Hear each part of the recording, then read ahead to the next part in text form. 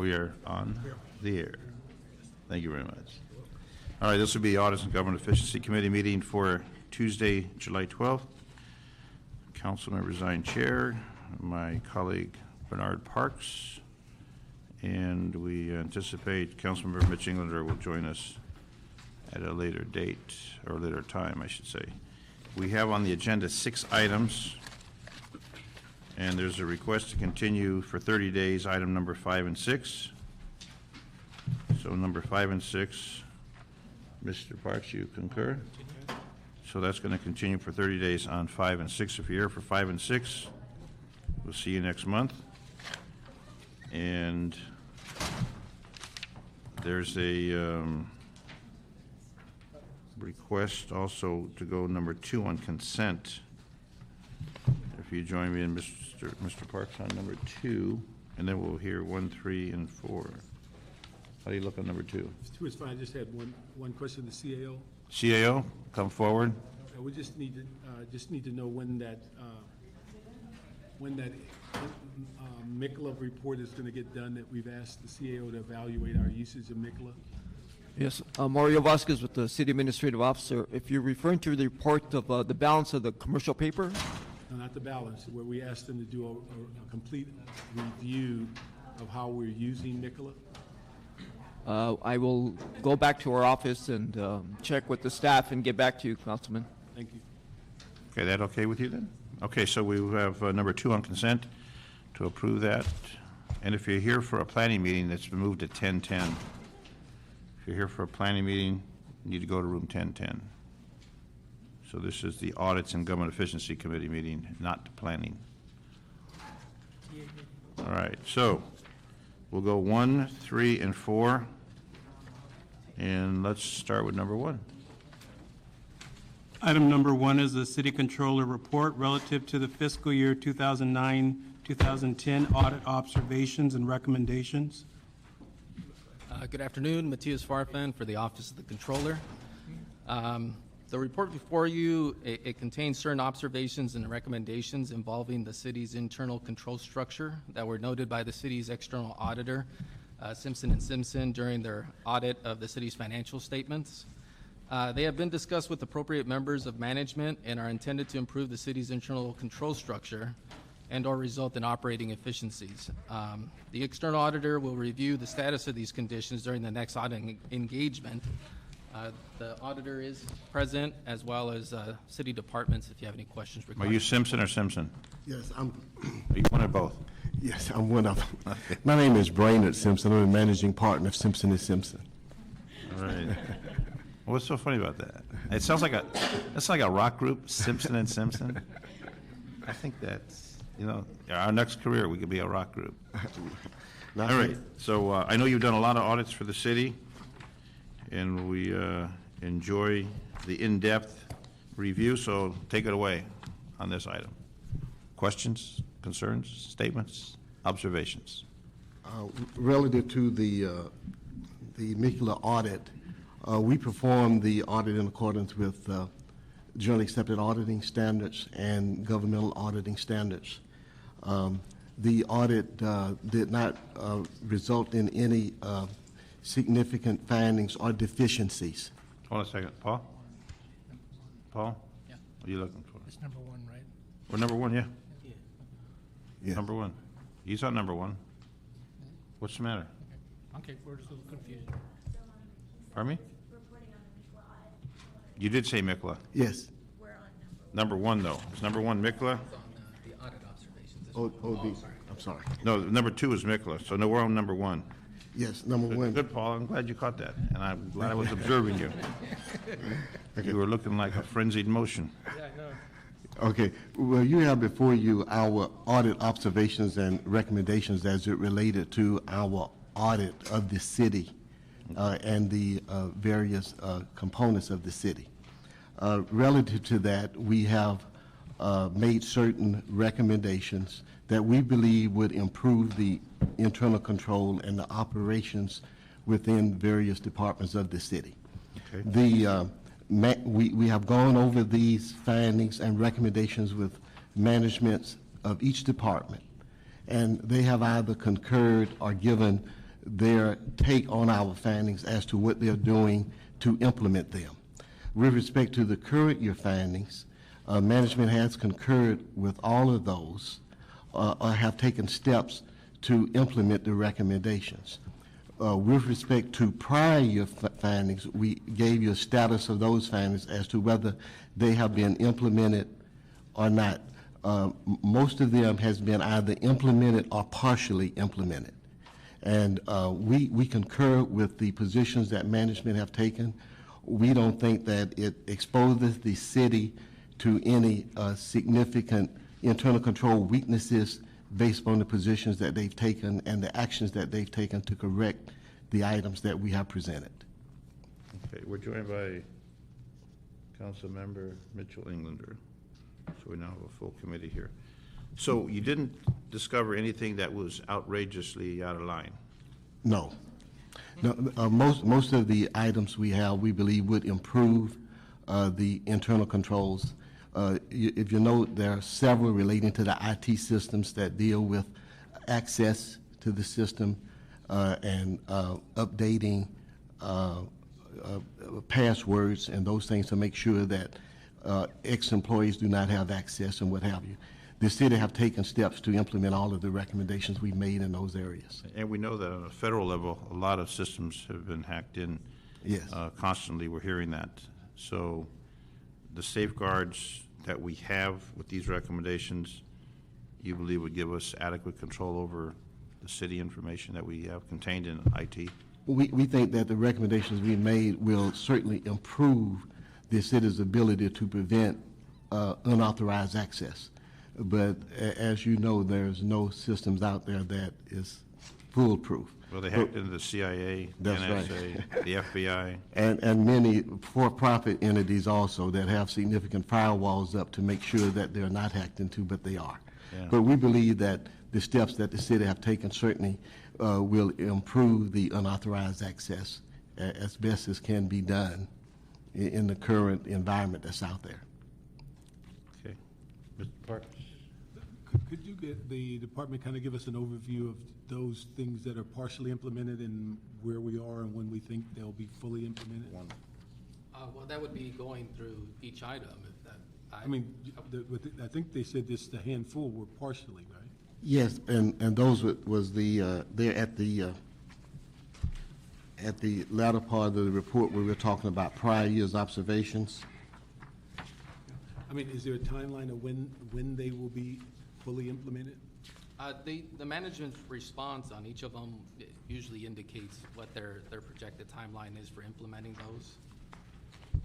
And what is it, just a timing issue of why they didn't fully implement them? Well, sometimes it, on a lot of them, has to do with just the city's current fiscal position, where there's just not enough funds to add staff or, fill vacancies, and sometimes that does cause delays, or if there's a requirement to install a new system, there's just doesn't seem to be the dollars there to do it. So for some of those, you'll see that those will be the reasons as to why they haven't been implemented. All right, and then on one of them where we talk about the Office of Treasury, they no longer exist, so our assumption is that that function will go into Office of Finance? Yes, that would just be the response, but next year would now be the responsibility of finance for preparing the response or the update to that observation. And then will we get another response to close down those that are not fully implemented before next year's audit or the next time we go forward? Well, they're just usually, they'll drop off the report as it gets. I know, but I'm saying, are we going to get a report back on the items that are not fully implemented? Or is this the last report? No, this is an annual report. Okay. So next year, you would get a follow-up report. And just like this one, as Brainerd explained, includes the ones from, an update on the ones that were reported on last year. Next year's report will have the 2010, an update on those, and any 2009 ones that are still outstanding. But when we say update, what I'm trying to get is, are we going to close them out? Or do we have things that are lingering year after year? Well, usually, Councilman, if there are some significant ones in here that are partially implemented, usually the committee asks management to come back and report on the status of those if they want an interim report as to the process of implementing those. Other than that, we concurrently update the findings on an annual basis, and it only happens annually. Once we complete the audit, we roll the findings forward each year.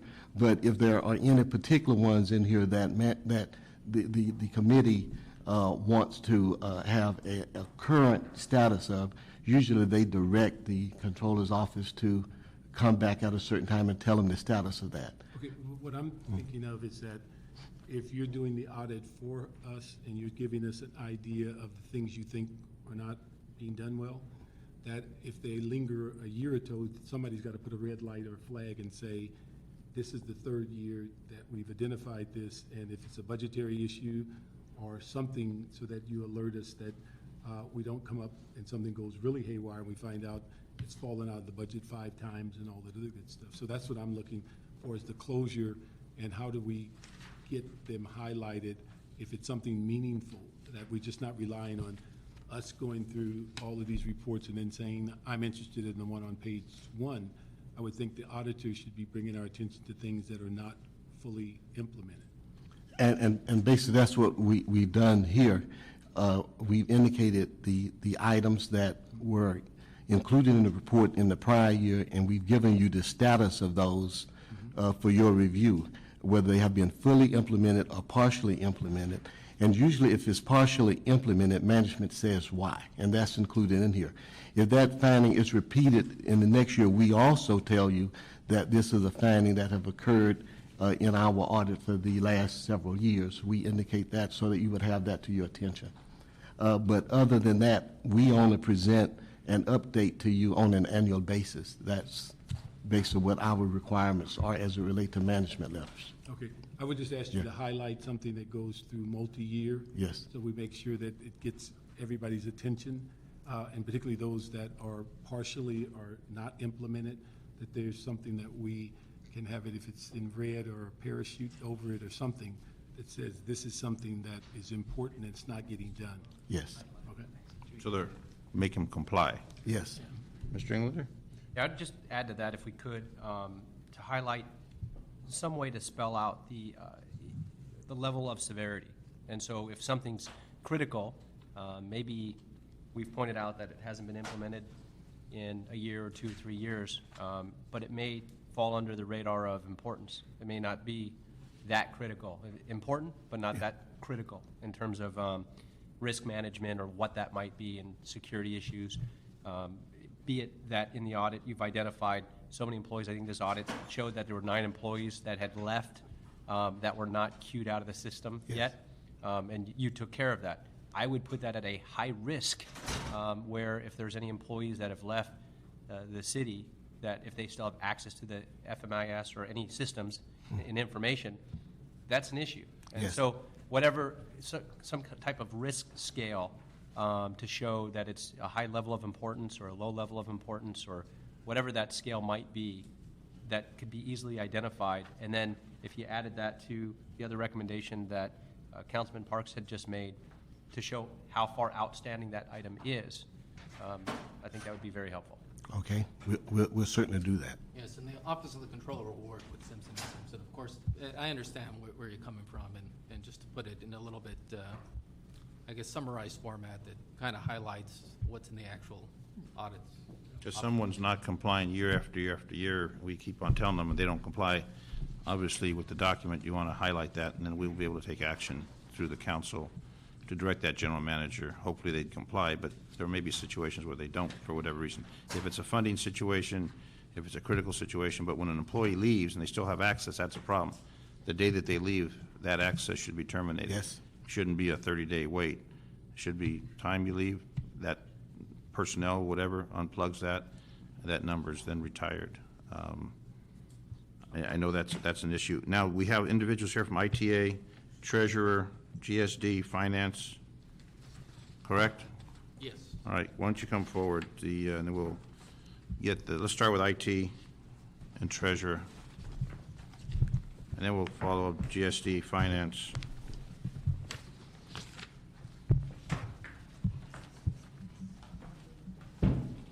Our former Treasurer.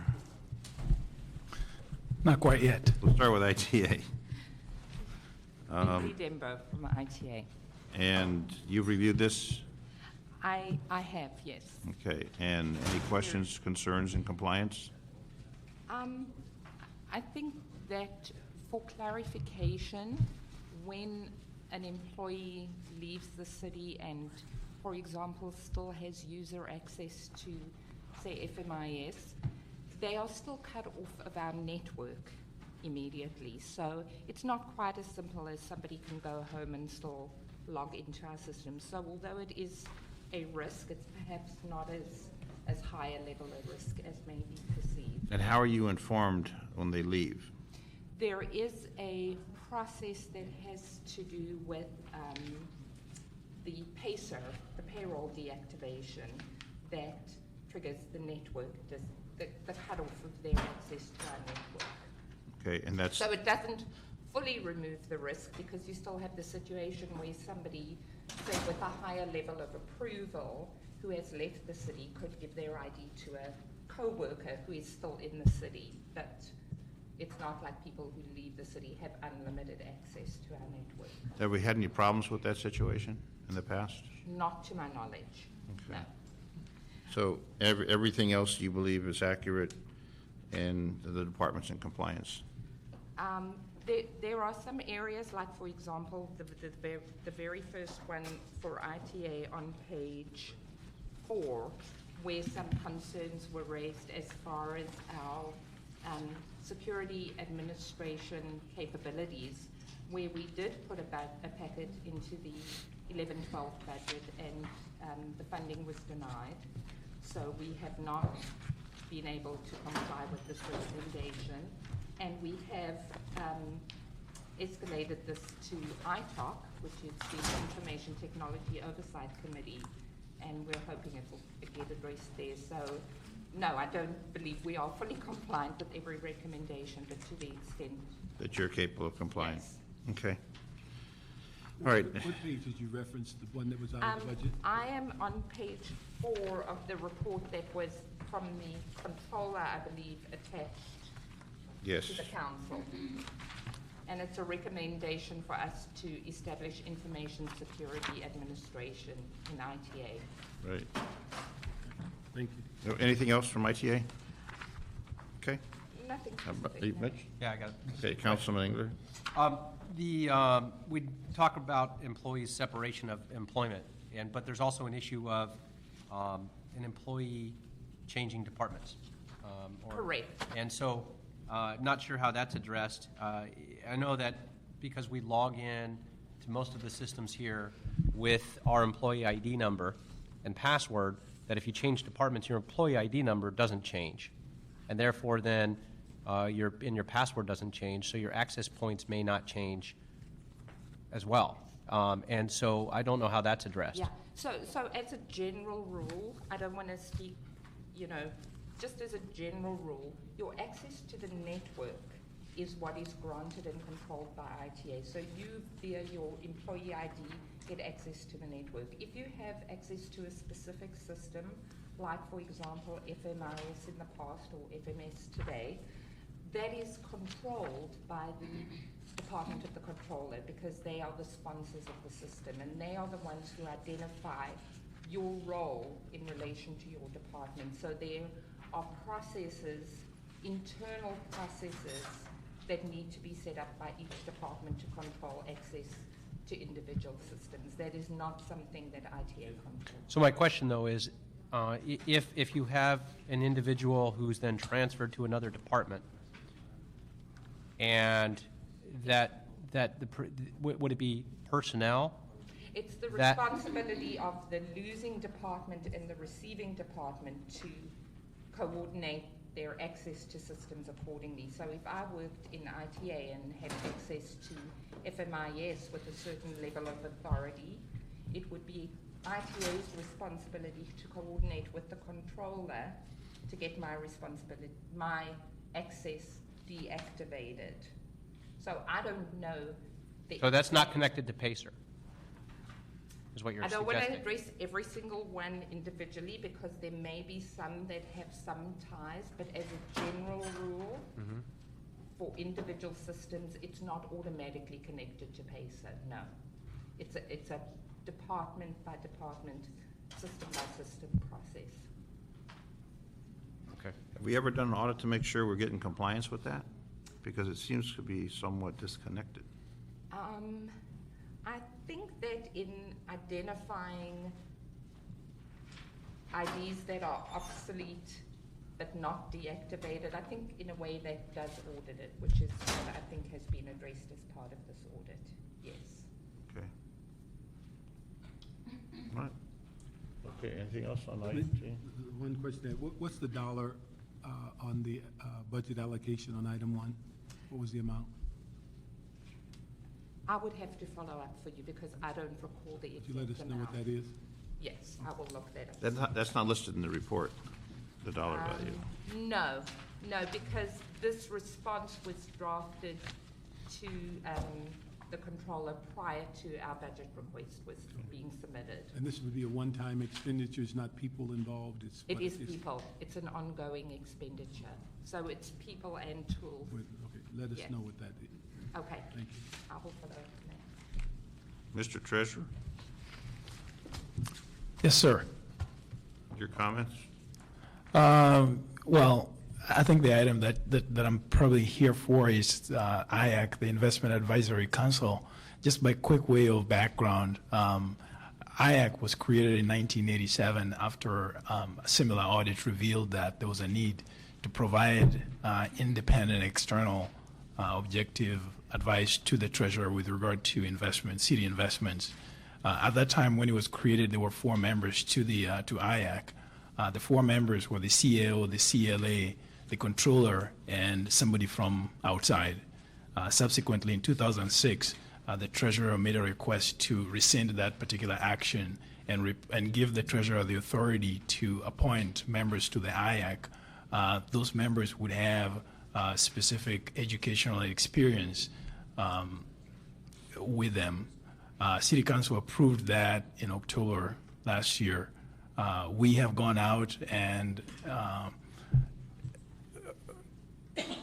asked the general public to apply for potential inclusion into the new IAC, and we have gotten responses at this time because the new office is going to start its operations in about 18 days. I thought that it would be a good thing to let them choose those particular individuals, but we have responses already. Okay. And you'll just pass that on to them? That's correct. Okay. And what's going to happen to you? Me? I'm going to be fine. I'm joining the Department of Building and Safety as an AGM. Okay. Very good. Yeah. Colleagues? Bart? Okay, thank you. How about GSD? GSD.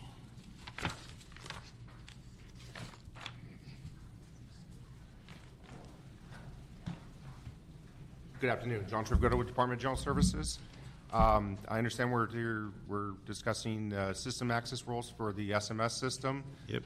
And the audit finding regarding access to the vendor database. I'd like to address that situation first. Since the controller's audit, we have gone through a rigorous screening process of our vendor database, and we review that on a monthly basis to make sure that current users do have access to the system and it is not open to anybody who is no longer supposed to be in there tinkering and looking at data. I do need to point out that the reason we had folks with the ability to go into the vendor database was for testing and internal use only. So it was not something that was granted to citywide users or folks outside of the city. It was a controlled environment to begin with.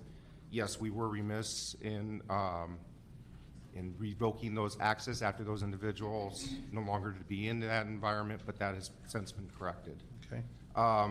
The other item regarding the citywide SMS system and the user access roles, quite frankly, the department's involvement with the FMS project has superseded our priority in addressing that issue.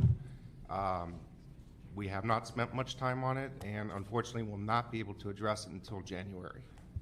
We'll continue to work on it, but we need to stabilize the SMS interface to FMS. That needs to be our priority right now. Okay. Colleagues? All right, thank you. Thank you. So what we will do, make a motion to note and file and then forward this on to council. Concur, Mr. Parks? All right, so that'll be the direction on number 1. Unanimous approval to note and file and send to council. And number 2, we did on consent. Well, you can add me to that if you like. Add Mr. Englander to number 2 on consent. Also, Mr. Englander, we did we continued items number 5 and 6 for 30 days. Right, okay. So now we're on number 3, so we've got 3 and 4 remaining. Let's go on number 3. Item number 3 is a city controller report relative to the fiscal year 2009-2010 audited financial statements. Matthias Farfan for the Office of the Controller. And with Mr. Simpson. Yes, and pretty much on these, you'll notice it's really a report from Simpson & Simpson, and the controller puts a cover memo on it, just saying this is the attached. That's just the process for city clerk to accept the report. So you're saying that the Simpson did all the work and the controller took the credit? Well, they pretty much are auditing. That's all good the- government practice, David. They're We all auditing- do that. yeah, they're auditing all the Our work. future controller Yeah, will be, there you go. I'm sure that will be a new. You got to get it done right. They're actually auditing all the work the controller staff did. Right, City right. staff.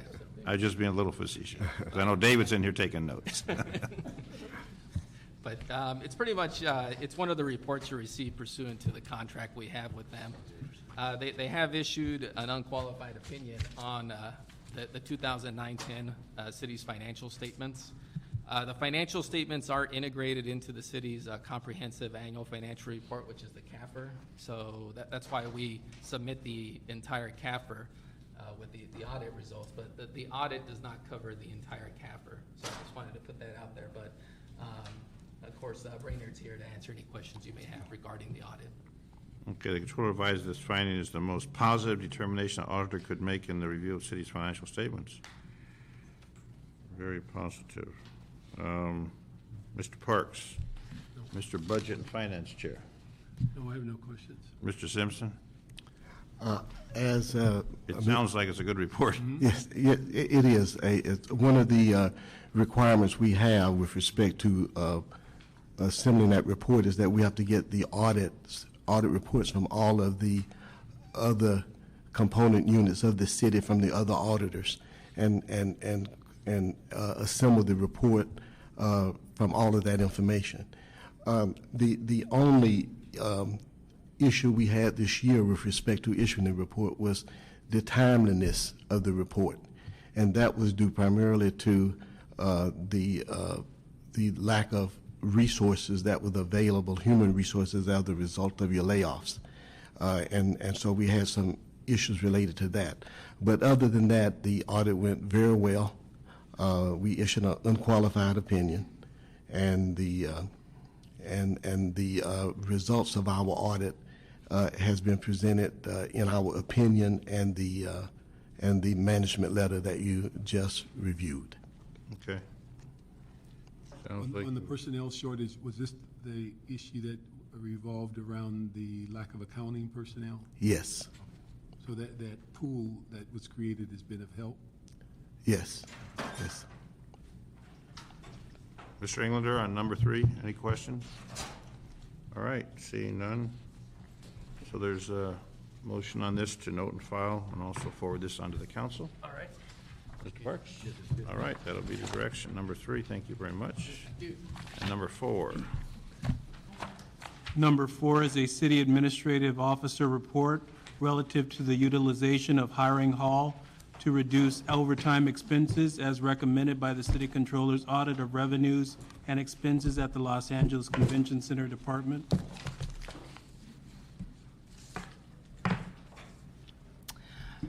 Good afternoon, Diana Mangio, Lucieo's office. Just to give a bit of background, there was an audit conducted in 2009 by the Controller's Office, and one of the issues that were identified was the cost associated with the as-needed staff. Given the convention center's nature of business and the fact that they have fluctuating demands as a result of their events, they heavily rely on as-needed staff.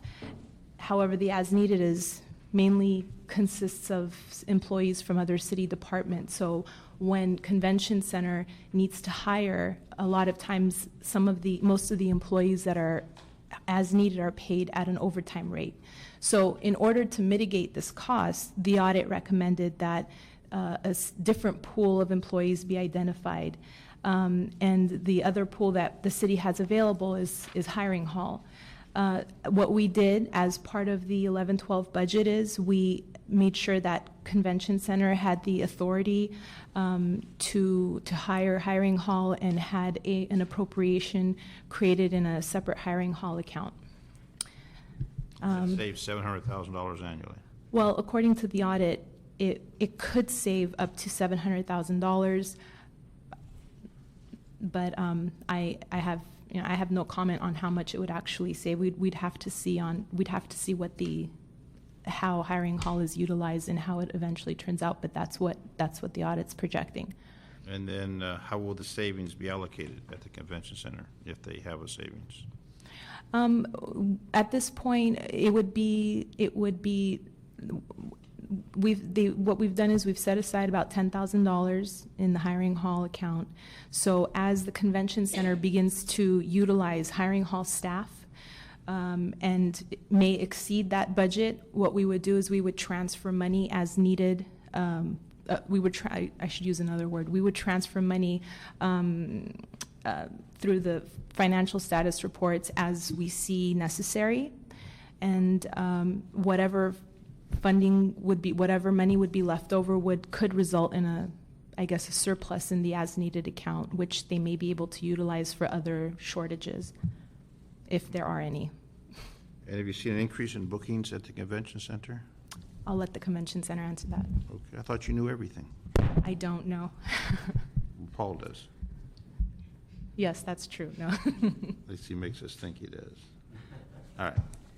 Good afternoon. My name is Mary Jane Aquino. I'm the Acting Assistant General Manager and Chief Financial Officer of the Los Angeles Convention Center. There has been positive growth in the number of bookings at the Los Angeles Convention Center, and one of the things that the hiring hall is supposed to help us out is to identify the savings that the controller did say may be possible through utilization of hiring hall for the increase in events that we have at the Los Angeles Convention Center. Okay. So what happens when they tear down the convention center? I'm sorry? What happens when they tear down the convention center? Well, that's a process that's still ongoing. Well, Have they analyzed that, the consequences? Have they gone into that? as part of the negotiations, we will be taking a look at what the potential impact would be. I think at this point in time, we don't necessarily know how much of an impact there will be, but Convention Center, I'm sure, is monitoring their bookings and working with LA Inc. How far out are we booked in the convention center? Some bookings are like 10 years in advance, 10, 16. I'm not very sure what the most outlying event is, but we have booked 10 years in advance. Okay, and we're seeing those numbers go up. So far, yes, there has been a positive uptick in the number of bookings at the convention center. And then there's big conventions and small conventions. Yes, and certainly this, as we all know, there is the Microsoft World Partners Conference that's ongoing right now. It's the largest convention that the convention center has ever hosted. How many folks? 15,000 attendees per day. 15 per And day. it's going on through Thursday. So we are very excited and honored to have this event at the convention center. And most of these folks from out of town? There are representatives from 130 countries. Wow. So we are very excited to represent the best of the city of Los Angeles to a worldwide audience. And is that going to be bigger than the auto show? Or is that the biggest one you have? The largest convention, the auto show, is a different show, but As far as people walking through the door? I'm not quite sure about that. I could come back and let you know, but this is the largest that we have ever hosted as far as conventions is concerned. And that obviously hires more folks to work in the convention center to Always. accommodate, okay. All right, Mr. Englander? Yeah, just a couple things. One, to comment on the current Microsoft convention that's going on. I went by there last night, and it's phenomenal. And I also understand that where it's different from the auto show and others is because we have over 130 countries represented and coming in, that all of the hotel rooms in Los Angeles and in Hollywood are at full capacity, and every hotel in LA is booked because of the show, which is phenomenal since we get TOT on that. So compliments to you on that as well. My question was on the impact. Is there on this item, on the $700,000, well, potential $700,000, is there any impact on the city's general fund at all on those dollars? No, there wouldn't be. If anything, it would save, it would at least save the convention center special fund revenue money, but no, there would be no projected impact. No impact. Mr. Parks? Let me just make sure I'm clear on what we have accomplished. Are we saying that they still have the option of using the prior system and the new system, or is the only system in place is using the hiring hall? They have both. They have, I'm assuming that they would make it a priority to hire hiring hall. At the same time, there are some event demands that are so high that they may not be able to utilize their entire pool from the hiring hall and will have to rely on as needed. I don't think that as needed can be completely eliminated as an option for the convention center. If anything, allowing them to hire from hiring hall gives them greater flexibility, but also would save them money. By the time this comes to council, could you have them verify that? Because what we were told, as we've gone through this process with the flexible space, and then we had the change in the parking amount, and then this was the last feature that gives them more flexibility. And what we were advised when we started working on this, that the time and a half could be eliminated by using hiring hall. And I just didn't want, because it's a significant, it's projected if they use hiring hall exclusively, they could save as much as $700,000. And it's only been the last 2 years that they've actually been able to stay within budget, and we've not, at least operational budget. They can't basically pay their debt service, but the whole goal of this was to help them stay within budget and not cost the city any general fund. So what I thought we were doing was giving them a new option that was exclusively using straight-time employees, as opposed to going back to the prior system was exclusively as-needed time and a half. I think when we report back to council, we'll have a better idea of the amount of the level of resources available through the hiring hall. But I believe I don't think it would be in the department's best interest to completely eliminate the use of as needed, and that the hiring hall would completely meet their as need part-time demands. But we'll confirm that. Councilmember Parks, we are actively looking at the procedures to implement the hiring hall in place, and it is our goal to have the implementation within this first quarter of the fiscal year. Okay. And notes that I have is the controller issued the audit revenue expenses convention center on September 09. Convention center reported to committee on June 5th, 2010 that they had implemented 100% of the controller's recommendations. And convention center did report the department relied heavily on as-needed staff to meet fluctuating event demands, including electrical services. Majority of as-needed staff are employed from other city departments, GSD, DWP, and are paid an overtime rate of 1.5 times the regular employee rate. Control audit recommend the convention center should develop alternative sources to reduce its overtime expenditure. And then it goes on to say, as part of the 2011-2012 budget, which Mr. Parks painstakingly reviewed and we approved in council, the convention center received authority to hire from hiring hall and an appropriation of $10,000 for salaries. CAO estimates that utilizing hiring hall could save the convention center approximately $700,000 annually, which is obviously a huge savings. So I was unaware that we take from GSD and DWP. Those are full-time employees, and then they're coming in and getting time and a half to do this. That was one of the things that I think the controller identified first. Yes. Was that it was exclusive for DWP and general services, electricians at time and a half.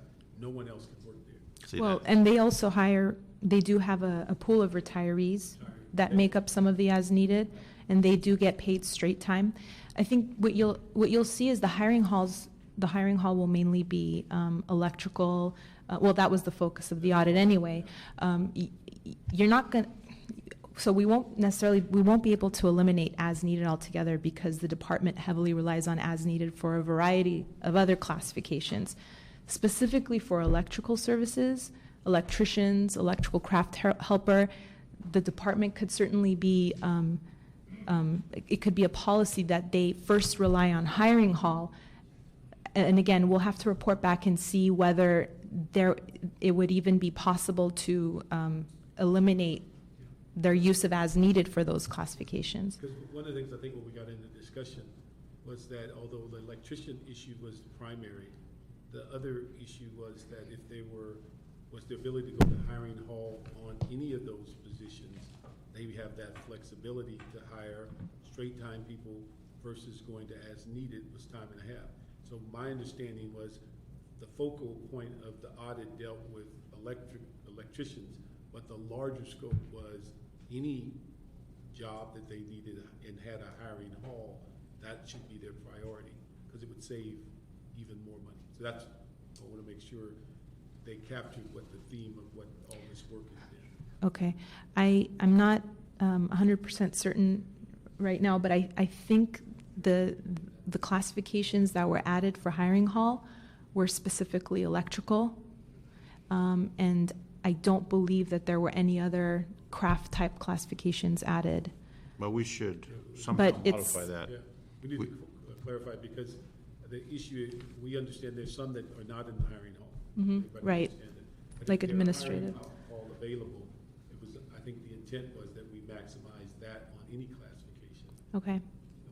Yeah, I think you agree, Mr. England, that it should be for any and all purposes. If you have full-time city employees that receive the pay benefits, and then you've got the hiring hall, which don't receive that, we need to take care of everyone. And I think it would be cost savings to the convention center at the same time, giving us that resource, which obviously they're qualified, they're credentialed within that specific category. But I don't think it should just be exclusive to the electrical because there's a lot of other components Okay. that they use. What we'll do is when we report back to council, we'll identify what other potential classifications there are that we can recommend to add to the department's DPO for hiring hall. How many different categories do they have there at the convention center? At the DPO, there's a lot of part-time classifications. We're excluding About everybody. 30, over 30 maybe. 30 different classifications, and we're only talking about one. Right, but we're at the same time, what's not included as part of the hiring hall is your administrative clerk typist, accountant, sales, senior sales rep, management analyst. Those are a part of those make up the 30 as well, 30 plus. I'm more concerned with the folks that are there for the events. Yeah. So when you have an event like the current Microsoft or the auto show or some major event where it's taking up every spot within the convention center. Because I know you have a small convention in certain areas and you have huge conventions, and all those different services that we provide, which are necessary, we should be able to hopefully save costs, which helps the convention center, at the same time employ people, so everyone wins. Okay, so we'll identify those classifications and report. All right, so note and file this one and send this forward to council with concurrence by my colleagues. Mr. Parks, concur on that, so that's number 4. And that concludes our agenda for today. So we are concluded at 5 minutes to 3. Thank you all. Very efficient. Very efficient.